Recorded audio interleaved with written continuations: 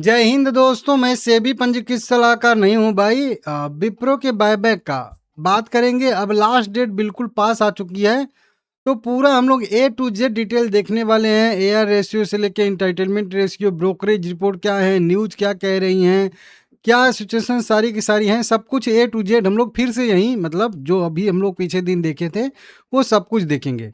विप्रो का current price भी अब बढ़िया हो गया है, 210 रुपये पे हो चुका है। तो अब जैसे जैसे रिकॉर्ड डेट पास आएगा वैसे वैसे लोग जो है थोड़ी खरीदारी करते हैं, तो प्रीमियम थोड़ा सा उनको कम मिलता है। अब आप ही समझिए ना कि कोई व्यक्ति अगर 1 महीने पहले से खरीद के चल रहा है, ज़्यादा प्रीमियम उसको मिलना चाहिए कि कोई व्यक्ति 2 दिन पहले खरीदेगा तो उसको ज़्यादा प्रीमियम मिलना चाहिए 1 महीने पहले खरीदने वाले को ना। तो इसीलिए प्राइस एक बार के लिए 190 रुपये तक भी गया था, जहाँ से लगभग 30% का प्रीमियम भी हम लोगों को देखने के लिए मिला था। इसीलिए बोला था कि वो बढ़िया मौका था 190 वाला, ठीक है ना।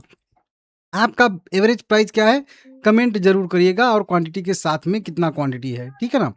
हालांकि हम लोग देखेंगे रिटेल कैटेगरी में कितना क्वांटिटी है, सब कुछ देखेंगे। ए टू जेड का मतलब ये कि सब कुछ आज बात होगी, थोड़ा थोड़ा थोड़ा थोड़ा, ठीक है ना। आप लोगों की दया से या आप लोगों के प्यार से मेरा हर जगह वीडियो भी और लोगो भी हर जगह जो है एक नंबर पे आ रहा है, बढ़िया है, ठीक है ना। देखिए 250 रुपये पे कंपनी बायबैक कर रही है। 5 जून 2026 कंपनी ने अपना रिकॉर्ड डेट एक्स डेट तय किया है। 4 जून खरीदारी करने का लास्ट डेट है। अब 4 जून खरीदारी करने का लास्ट डेट का मतलब ऐसा नहीं होता है कि नहीं 4 जून को ही खरीदना पड़ेगा। 4 जून से पहले कभी भी आप खरीद सकते हो। 4 जून को भी खरीदोगे तो भी, या पहले खरीदे हो तो भी आपको 4 जून को 3:30 बजे शाम तक होल्ड करके इस शेयर को रखना पड़ेगा। तब आप इसके लिए एलिजिबल माने जाओगे बायबैक के लिए। अगर आप 5 जून या 5 जून के बाद खरीदारी करते हो तो आप बायबैक के लिए एलिजिबल नहीं माने जाओगे, ठीक है ना। इसको आप लोग ध्यान में रखिएगा।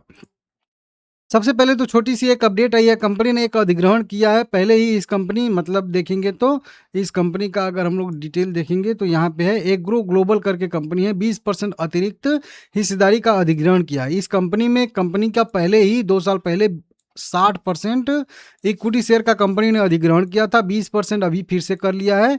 तो टोटल लगभग 80% का अधिग्रहण हो चुका है, और बाकी 20% का अधिग्रहण भी कंपनी आने वाले समय में करेगी। तो ये एग्रो ग्लोबल करके जो कंपनी है, कंपनी की जो है पूर्ण स्वामित्व वाली सहायक कंपनी बन जाएगी। हालांकि फिलहाल में अभी जो है सब्सिडरी कंपनी बनी हुई है, ठीक है ना। बायबैक के लिए 3 जरूरी बातें यहाँ पे बताई गई है। तो वहीं रिकॉर्ड डेट बताया गया है, पात्रता और जरूरी जानकारी जो मैं आगे आप लोगों को यहाँ पे बता दूंगा, ठीक है ना। कितना इक्विटी शेयर है, कैसे है, क्या है, क्यों है, ठीक है ना। तो ये भी आप लोगों को हो गया, हिस्सेदारी वाला भी यहाँ पे हो गया। और ये एग्रो ग्लोबल का अधिग्रहण कर रही है। ये बताऊंगा कंपनी की तरफ से जो ऑफिशियल आया था pre buyback share holding pattern का यहाँ पे क्या अपडेट है। वो 10 अप्रैल 2026 को जब कंपनी ने घोषित किया था तो हम लोगों को दिया था, उसमें मैं देख रहा था तो यहाँ पे इंडियन पब्लिक कॉर्पोरेट और अदर का यहाँ पे दिखा रहा है लगभग 26,61,000 है, लगभग 118 करोड़ इक्विटी शेयर, लगभग 11% का स्टेक बताया जा रहा है पब्लिक कॉर्पोरेट अदर में। हालांकि इसमें 2 लाख के ऊपर वाले बहुत सारे लोग आ जाएंगे, और इसमें जो है प्रमोटर कितने हैं 72%, वहीं पे फाइनेंशियल इंस्टीट्यूट कितने हैं, एफ कितने हैं 11% 12%, वो सब यहाँ पे बताया गया है, ठीक है ना, इस तरीके से। अब देखिए अगर हम लोग यहाँ पे देखेंगे, अब एआर रेशियो का कैलकुलेशन बाद में करेंगे, पहले 5 साल का आप एआर रेशियो देख लीजिएगा। 2016 में 100% का आया था, 2017 में 50% का, 2019 में 50% का, 2020 में 33% का, और 2023 में 77% का एआर रेशियो हम लोगों को देखने के लिए मिला था, मतलब एक्सेप्टेंस रेशियो देखने के लिए यहाँ पे मिला था। Company total 60 crore equity share का अधिग्रहण करने वाली है। साइज बढ़िया है, 5.72% इक्विटी शेयर का कंपनी अधिग्रहण करने वाली, 15,000 करोड़ रुपया का बड़ा सा साइज भी है।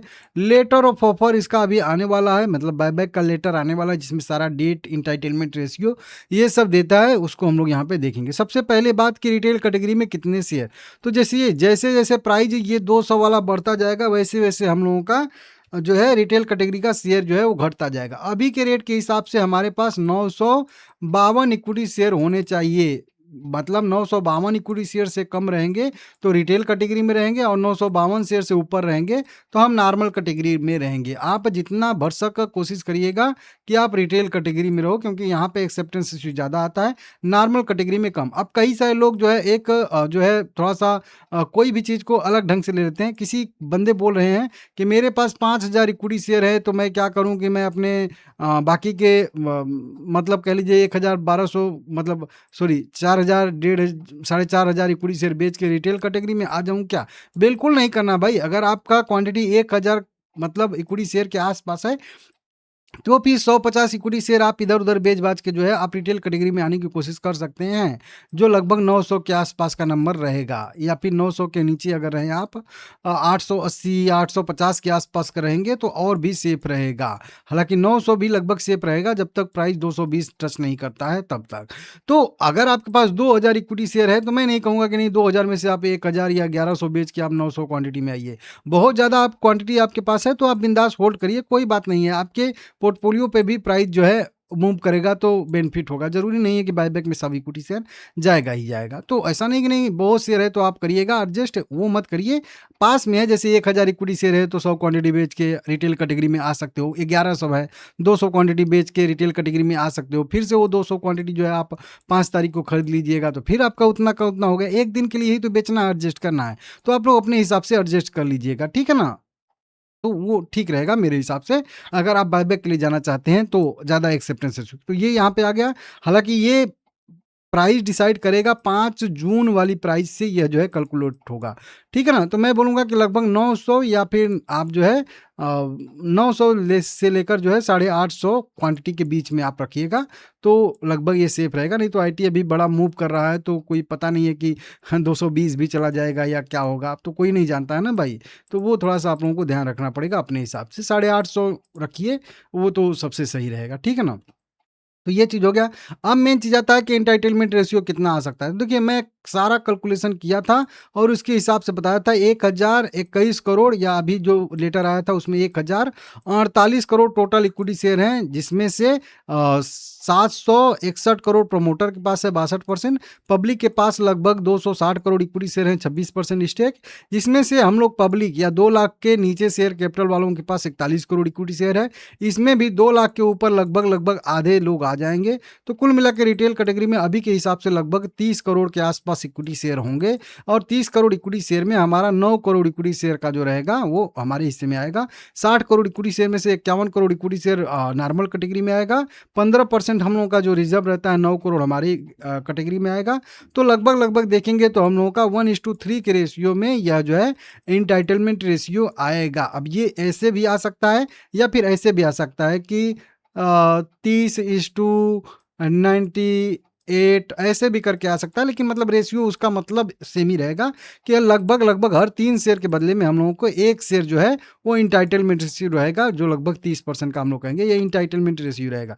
वहीं पे एक्सेप्टेंस रेशियो की बात करेंगे तो आगे मैं बताऊंगा कि कैसा ब्रोकर का अनुमान है और मेरा भी क्या अनुमान है वो मैं बताऊंगा। और नॉर्मल कैटेगरी की बात करेंगे तो नॉर्मल कैटेगरी में लगभग हर 20 शेयर के बदले में 1 शेयर इंटाइटलमेंट रेशियो रहेगा। एक्सेप्टेंस रेशियो की बात करेंगे तो एक्सेप्टेंस रेशियो भी लगभग हर जो है कह लीजिए कि 10 शेयर के बदले में हर 2 या 3 शेयर जो है 2 शेयर मान के चलिए कि बायबैक में जा सकता है। इसको 100 शेयर पे करेंगे तो 100 शेयर पे मान के चलिएगा कि 20 से लेके 25 शेयर नॉर्मल कैटेगरी में भी जा सकते हैं, ऐसी संभावना है। हालांकि प्रमोटर भी भाग ले रहे हैं तो नॉर्मल कैटेगरी में इस बार एक्सेप्टेंस रेशियो बहुत ही कम रहने वाला है। बाकी रिटेल कैटेगरी में कोई खास फर्क यहाँ पे नहीं पड़ेगा। अच्छा खासा हम लोगों का इंटाइटलमेंट रेशियो और एक्सेप्टेंस रेशियो दोनों आने की संभावना यहाँ पे रहेगी। सब्सक्रिप्शन का अपडेट आएगा, कौन कितना सब्सक्राइब कर रहा है, बिट कितना लगा रहा है, वो सब आएगा तो बताऊंगा। लेटर ऑफ ऑफर पहले आने दीजिए, उसके बाद बात करेंगे, ठीक है ना?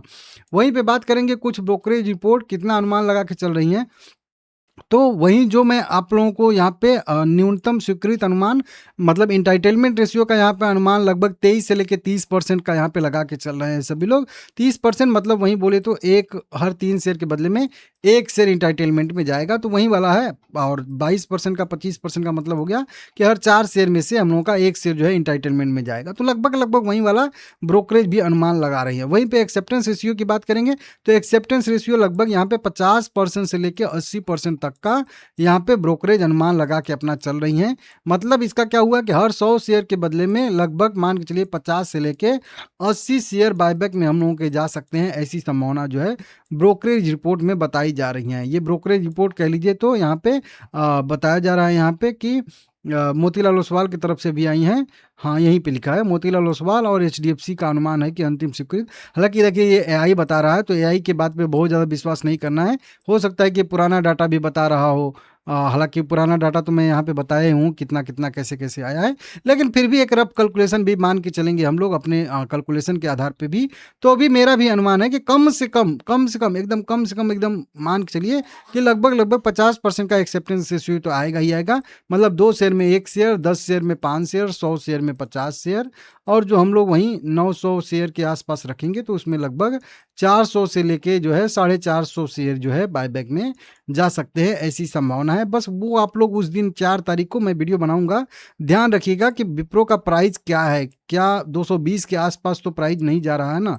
ये थोड़ा-सा ध्यान दीजिएगा या 220 को ऊपर तो क्रॉस नहीं कर रहा है ना? नहीं तो हम लोगों को 4 तारीख को और कम इक्विटी शेयर होल्ड करके रखना पड़ेगा। नहीं तो फिर भाई बाहर होने का थोड़ा-सा वो दिक्कत रहेगा, वो आप लोग अपने हिसाब से देख लीजिएगा, ठीक है ना?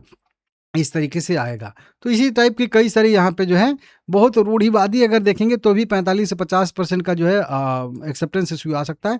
जो अल्प अवधि में जो हम लोग खरीदे हैं लगभग 8% से लेके 9% का प्रॉफ़िट की संभावना बनेगी और आक्रामक अगर देखेंगे तो 70 से 80% आएगा, जो लगभग 13 से 14% की बढ़ोतरी की संभावना, प्रॉफ़िट की संभावना दिखेगी। और यही चीज़ मैं आप लोगों को यहाँ पे भी बताया हूँ कि अगर ₹200 पे आप खरीदे हो और प्राइस ₹200 रहता है तो 50% का एक्सेप्टेंस इश्यू आता है, तो भी हम लोगों को 13% के आसपास का प्रॉफिट हो सकता है। अगर 60% का आता है तो 15% और 70% का आता है तो 18% और 80% का आता है तो लगभग 20% के आसपास का हम लोगों को 2-3 महीने में जब से वही बायबैक वाला जब से सिस्टम शुरू हुआ है तब से मिल जाएगा। बशर्ते वहीं आपने ₹200 पे खरीदा हो और बायबैक के बाद भी बायबैक मतलब विप्रो का प्राइस 200 के ऊपर ही रहे। अगर 210 रहेगा तो भाई और भी अच्छा खासा कम एक्सेप्टेंस रेशियो पे भी हम लोगों को अच्छा खासा बेनिफिट हो जाएगा। जैसे कि देखिए मैंने 200 पे खरीदा है और ₹210 रहता है, अगर 50% का एक्सेप्टेंस रेशियो आ जाता है, ध्यान से समझिएगा। ₹200 पे मान के चलिए कि मैं कोई भी कितना भी क्वांटिटी खरीदा हूँ और बायबैक में मेरा 50% इक्विटी शेयर जाता है, तो भी मुझे जो है 15% का बेनिफिट होगा और प्राइस अगर उस समय 210 या उससे ऊपर रहता है तो 200 के आसपास रहेगा तो भी हमको जो है 12 से 13% का यहाँ पे जो है अच्छा खासा प्रीमियम मिलेगा। तो कुल मिला के बढ़िया रहेगा, प्राइस बस 200 के ऊपर रहेगा तो 50% के एक्सेप्टेंस रेशियो पे भी आप लोगों को अच्छा खासा बेनिफिट हो सकता है। कोई भी दिक्कत परेशानी नहीं है भाई, बहुत बढ़िया बायबैक है। आप लोग अपने हिसाब से विश्वास करिएगा, ठीक है ना? देख लीजिएगा, ठीक है ना? लाइक करिए, चैनल को सब्सक्राइब करिए, वीडियो कैसी लगी है कमेंट करके बताइए। कोई इंपॉर्टेंट अपडेट आएगी तो बताऊँगा।